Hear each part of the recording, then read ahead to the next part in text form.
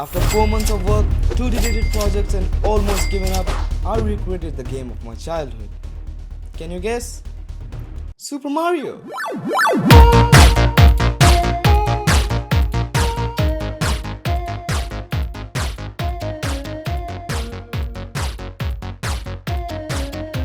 Let me show you how I did it.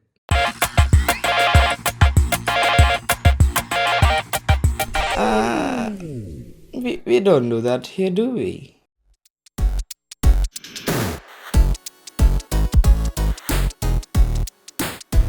It's day 1 and as the ritual goes, I started by making a Unity project. But I don't know why I did that since I was supposed to make the 3D model first of Super Mario in Blender. Everything is nice and planned.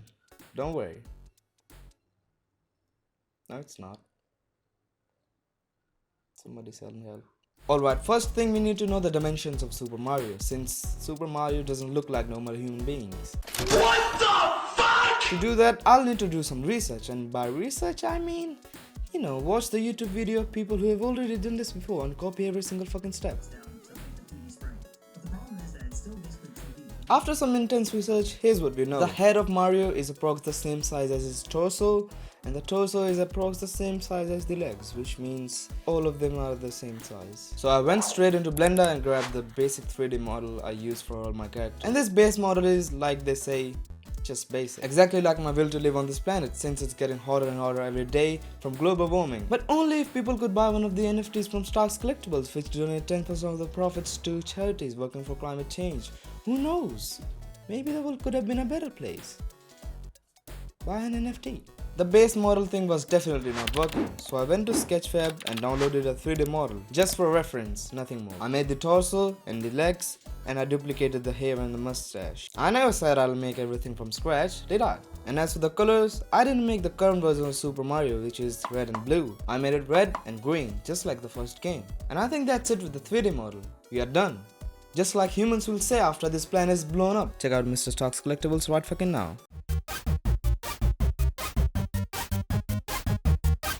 It's day 2 and now it's time to move forward to Unity. The first thing I did was that I imported Mario into Unity and he looks kinda white, so I gave him his colors back. Before moving forward to making the movement of Super Mario, I had to watch a shit ton of gameplay of Super Mario, from which I realized that making the movement of Super Mario is hard shit. So my fellow game devs, what do you do when you can't make something? You don't make it. So I went to YouTube and found this video where I pressed start, and with some crazy copy and pasting, Mario is moving. And while I wasn't recording, which in reality means I'm broke and don't have money for more storage, I added some temporary post-processing and camera follow too. Keeps up the motivation and shit to work on the project. Now Mario needs some... Sorry. I meant animations. So let's open up Blender and give him some. Now I've got two options here. I can make a very super smooth animation, or I can make a very chunky type of animation with a few keyframes. I chose option 2 because I wanted to make this game as close to the first game as possible. And the next step is getting this animation in Unity. And with some clicks on the mouse and pressing random keys on the keyboard, the animations swarm into the game. Cool. Okay, so the reason why the jump gets its own chapter is because I definitely didn't spend 3 days trying to figure out how it works. Here's the reason why. For the first try, I made the jump like I usually do. It works, but it's nowhere near how the jump works in the real Super Mario games. When you hit the jump button, Mario jumps normally up, but as he starts to go down, the gravity increases and he falls down faster. And that's what Leonardo da Vinci called the classic Mario jump. I wonder if that was true, like if Mario existed back then. Holy mother of... And here it is, it's working. I'm not crying. I'm not crying. Making this jump was easy. Definitely didn't take me a long time. It's day 7 and now it's time for making the environment. But before making it, I dumped the camera controller and got a simple one. Alright, before making the environment, I had to plan everything because if you don't, we're gonna lose a ton of time. So I went straight to Blender and then I remembered, oh, I didn't have to go to Blender. I needed to go to Photoshop because I wanted to make the textures. Planning. So in total I needed 5 textures, one for the bricks and one for the ground tiles and one for the road tiles and finally one for the empty tiles. And also one for these block things. I don't know what they call it. After making the textures in Photoshop, I imported all of them in Unity and applied them to these cubes, and I didn't expect them to look so dope. So guys, comment #cube looks great on this video right fucking now, and you can win a Unity file with this cube. No, I seriously mean it, I'm not kidding. Cubes are very rare to find, so comment down right now. So I laid down the tiles and I quickly cooked up this brick tile animation. So whenever the player hits these tiles, they go up. Sweet. The next thing I made was the mushroom power-up. So I went into Blender and modeled a nice mushroom. I don't know why, but this mushroom looks kind of familiar. Only... Then I imported the mushroom in Unity and went to the reward tile and strapped the same animation I used for the brick tiles. Then I created an empty object, and then we give our mushroom a box collider. Then comes the scripting part. So to make this mushroom move, we need to use something called transform.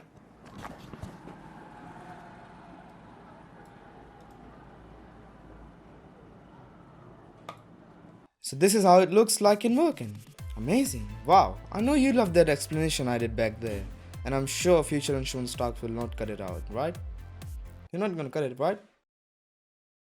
By now it's day 9 and the next feature I did was making Super Mario big when he collides with the mushroom. So to make this feature, I needed to make a different 3D model of Super Mario. And since I had planned everything, I was definitely not short on time. So I just made Mario bigger. And if you have played Super Mario, you know that when Mario gets big, he breaks.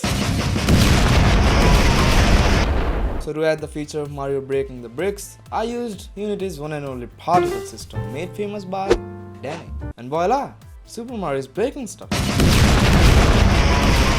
Now there are two final things left for the environment, the pipes and the coins. The pipes were easy because they are just, you know, cylinders. The coins weren't that hard too because they too are cylinders, but flat.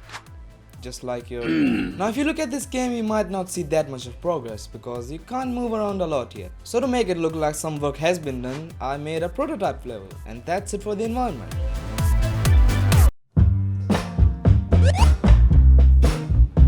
It's day 10 and now it's time to make the enemy. If you don't know, there are two classic enemies in the Super Mario games, which is the Goomba and the Koopa Troopa. And one more fact you need to know, that back then developers were kinda like me, lazy.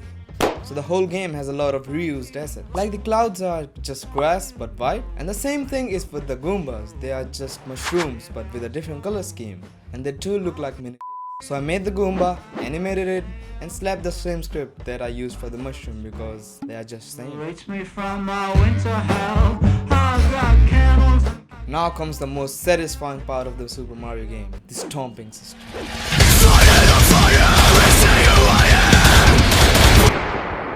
After 8 hours, after 8 minutes of work, this is what we get. Oh yeah!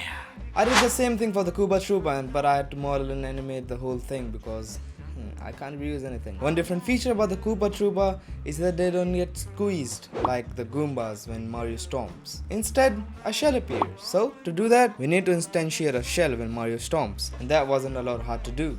And this is how it looks in the game. The enemies are done and I think we are making a lot of progress. So let's move on to the next chapter. No, I wasn't. I wasn't making any progress because I've decided that I'm gonna complete this game in 10 days. And this is where I was supposed to be, and this is where I am. Because of no fucking planning and a lot of feature creeping. God damn. I got stuck. So after getting exhausted, because I was making no progress, I did what all game developers do. I left the game and took a break and started working on other projects. Hey, so don't mind the bad audio quality, I'm recording this on my camera, but so it's been about 20 days or 30 days since I worked on Super Mario.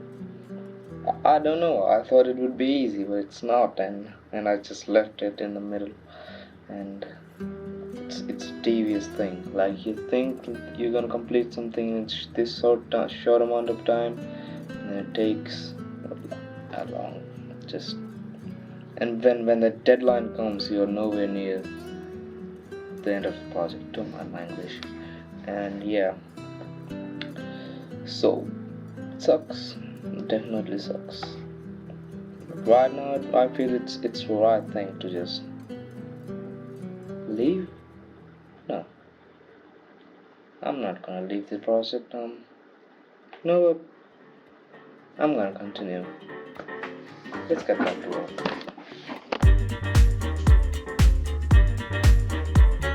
It's day 31 and now it's time to make the rest of the power-ups. So as you might remember, we have already made the mushroom power-up. This means that there are only 2 power-ups left. The first one is the bomb throwing power-up. I first made a nice 3D flower model in Blender. And for the colors, there are 4 colors for the flower. In the game, they keep looping. So I duplicated 3 more of these flowers and gave them different colors. And then I imported them in Unity and made a little animation so they keep looping. The next step was to make these flowers pop out of the reward tile. So I slapped the same script I used for the mushroom power-up and changed the game object.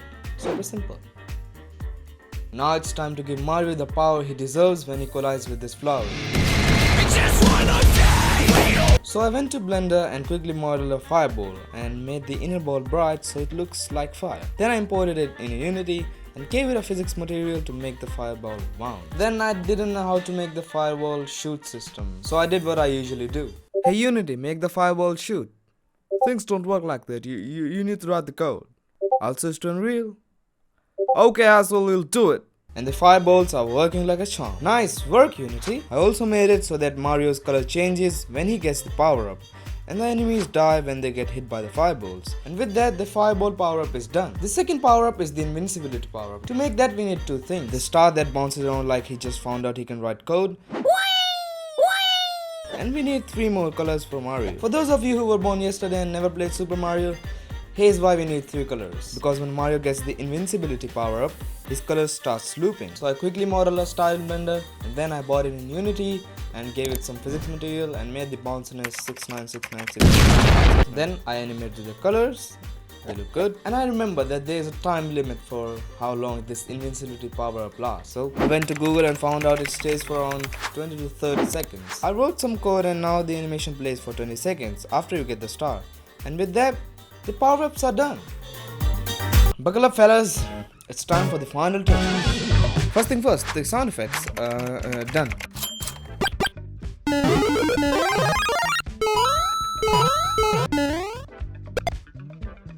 The UI, which means random text that changes and no one reads but takes hours to make. Mario Crowd system, the new camera follow, Google, click, click, copy, click, click, paste. Woo, working like a beauty. Then I laid down level 1, which was easy.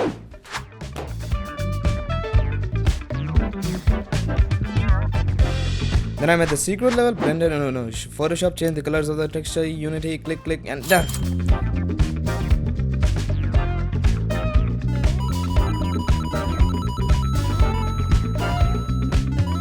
To make the game look good, hide all your mistakes, post-processing. Whoa! This shit looks better than I imagined. With that, we're done. Alright, that's it for level 1, and at this point I was at day 52. I assure you I can go on for about like 2 more hours and tell you how I created the remaining 4 levels. But basically it's the same process and I don't want you to get bored. For a brief story, I did give up one more time. I stopped working on the project because I was making every single 3D model by myself, which was pretty exhausting. And I almost deleted the project, but I did come back and completed it on exactly day number 120, which means 4 months. Approximately. Now do you know what that means? It means we are done. So this is what you get when you put 4 months of your life trying to recreate a game that you used to love to play as a child. Enjoy the review.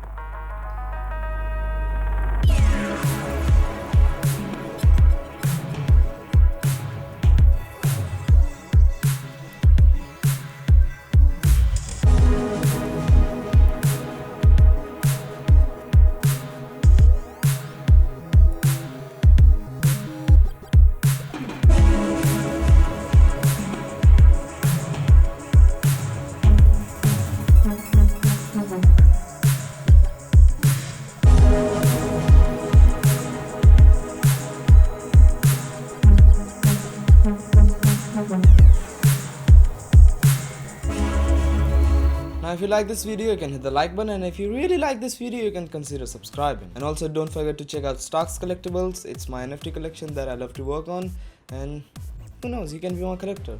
So link in the description, just go right now. And you can also follow me on social media and stuff. And I think that's it for this video, and I'll see you in the next one. Cheers.